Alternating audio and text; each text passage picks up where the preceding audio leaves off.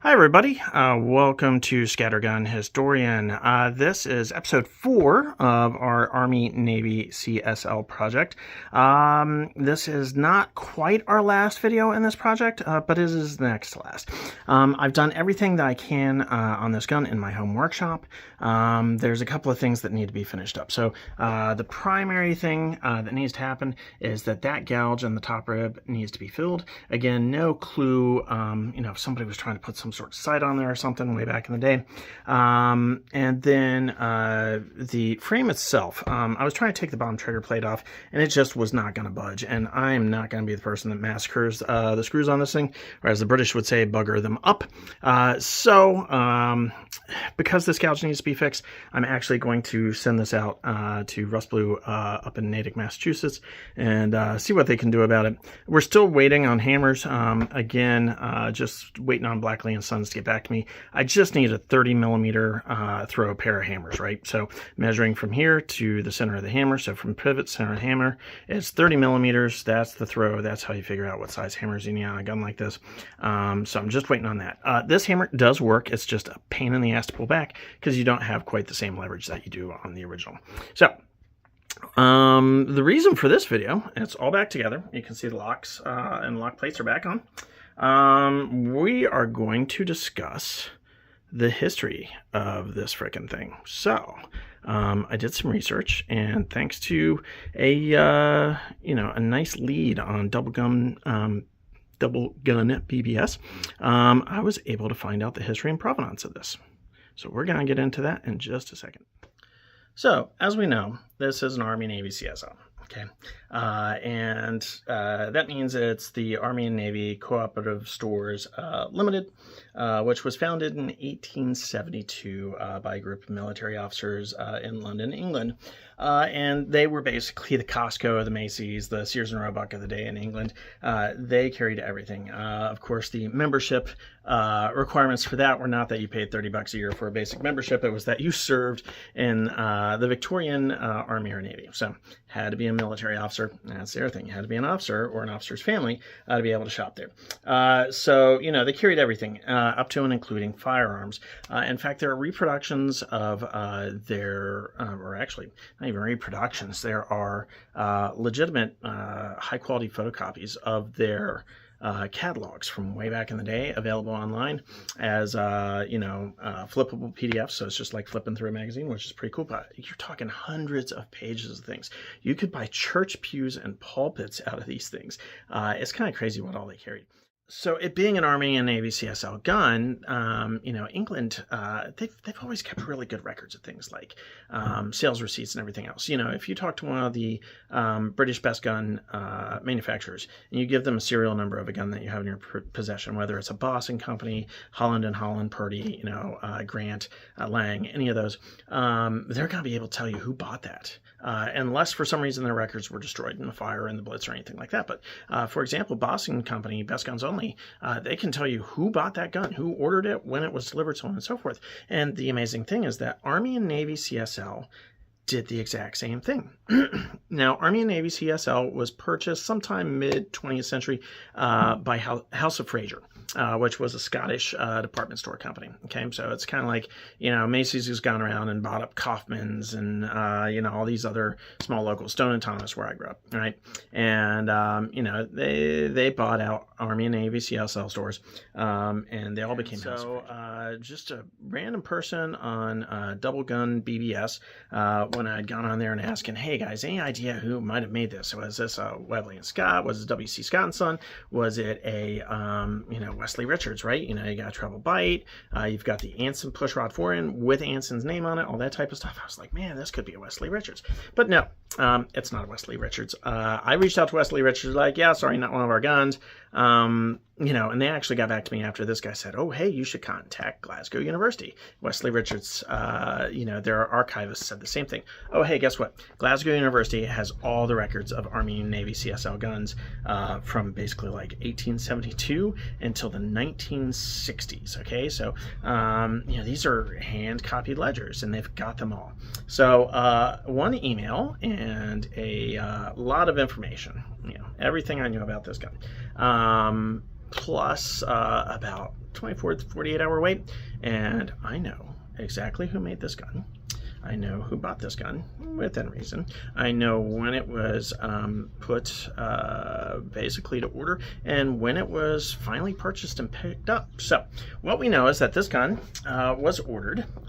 It is a D grade, which is amazing. I mean, if you think of a quote-unquote lower grade or a mid-grade gun, D grade was really kind of upper middle grade gun for Army and Navy C.S.Ls. They do not have this level of engraving, all over them. They do not have this fitment and this finery, and in the United States, it would have been considered a field grade gun, right? So field grade L.C. Smiths, Baker Batavia Leaders, things like that. Even your Trojan grade Parkers, right? I mean, those are your field grade guns. And so Army and Navy C.S.Ls did have those. They were called K grade or colonial grade guns, and they were very plain, but very, very strong action. So a lot of CG Bonehill, machine main actions, all that different type of stuff. This particular one is a D grade gun, okay? And I know that this cost 17 pounds and 17 shillings back in 1890, which was between $2,500 and $3,000 today. So not an insignificant sum of money back then. And it was put on order in 1889. And it was purchased in 1890. So this gun is 136 years old at this point. It's now 2026. We also know who made the gun. So they have two categories in their ledgers. One says soft work and the other one says finisher. So soft work was the person that did all the action work, right? They put together the gun. And then the finisher was whoever it was that did, the final putting together of the gun, the final engraving, everything like that. So with that, we know that the maker of this gun was one E.C. Hodges, okay? And E.C. Hodges is Edwin Charles Hodges. And Edwin Charles Hodges is extremely important to the world of British shotguns. Edwin Charles Hodges, when he is a young gun apprentice, okay? He is apprenticing under Manton back in the, kind of midpoint of the 19th century, and he goes to the Crystal Palace exhibition and he sees Lefacheaux's gun. And, for those of you who don't know, Lefacheaux created the pinfire. He created the first commercially successful breech loading side-by-side shotgun, right? Before then it was all muzzle loaders. That's all anybody used. So he creates this pinfire ammunition. He creates the system to use it, uses non-lever, everything like that. And so Hodges sees this and he's like, wow, that's pretty fucking cool. And so he decides that he is going to basically take that idea and run with it and work with it. And he ultimately winds up working and apprenticing with Lang, okay? And Lang is the first commercially successful British breech-loading shotgun manufacturer. And Lang builds this upon E.C. Hodges' attempts, right? Here's his apprentice. He's working on guns. He's got this great idea. What's Lang do? Lang says, I think that'll work. Makes a couple of modifications, and boom, you have the first successful British-made, first commercially successful, I should say. He actually was able to sell it to people, breech-loading shotgun, okay? And so Hodges is instrumental in this. Like, he is instrumental. It is his ideas. It is him taking measurements and notes at the Crystal Palace that actually allows him to create this thing, right? I mean, this guy's a freaking genius, okay? He's a genius at engineering. He's a genius at finishing. He's a genius, he's got several patents to his name, and he's a genius in everything except business. So that's why it's a name you probably haven't heard of unless you really know your shotgun history. So Hodges winds up becoming the gun maker to gun makers. Essentially what that means is that when somebody needed a particularly good action, they needed the good bones of a particularly good gun for a very high-end client, they're calling on Hodges. This guy makes thousands upon thousands upon thousands of actions in his life. Okay, he's an action filer. He has several patents to his name. He works with Grant, right? Okay, and Grant is another big name, some of the best guns out there. And when he's working for Grant, Queen Victoria in 1870 decides that she wants to purchase a matched, or commission, really, a matched pair of shotguns for Prince Albert's birthday in 1870. Who makes the actions and does all the soft work for that? E.C. Hodges. E.C. Hodges actually makes the guns. He's the one that makes the working, reliable, beautifully fitted, perfectly made gun that Grant then takes and does the finishing, puts his name on. Okay, so it's a Grant gun that goes to, future King Edward. Okay, but it's an E.C. Hodges gun underneath. Okay, Hodges does this for almost everyone, including his bread and butter in the 1870s, 1880s, 1890s Army and Navy C.S.L. stores. He does hundreds, if not thousands, of actions for them. Now, the difference is there's a lot of entries that have Hodges listed as the soft work, the person that makes the base gun, and then it goes off to finishing with somebody else. This one and the one right next to it, consecutive paired, bought by two different people. So it's not a number one, number two gun. It's not a matched pair or anything like that. But they're both D-grade guns. They're both exposed hammer, non-ejector, sidelock London guns. London. He's making these in London. This is not Birmingham trade. This is not John Robertson. Less expensive, but we're going to sell it at Boss for your gamekeepers and your nephews. No, this is a London gun. Okay, made by E.C. Hodges. And the great thing about this one, and why it's an awesome example, is that he does both the soft work and the finish work. Now, does that mean he made every single part on this gun? No. We know from the lock videos that we found the capital I on these locks. I also found the capital I on the guard, okay, underneath. We know that that was Joseph Brazier of Ashes, how do you say that? Wolverhampton? Yes, Wolverhampton, east of Birmingham. Made tons and tons of high-grade locks for both the Birmingham and the London trades. He also apparently did the handguard because his markings are on there. That's a great thing about British guns. Hallmarks are almost everywhere. They're just hidden.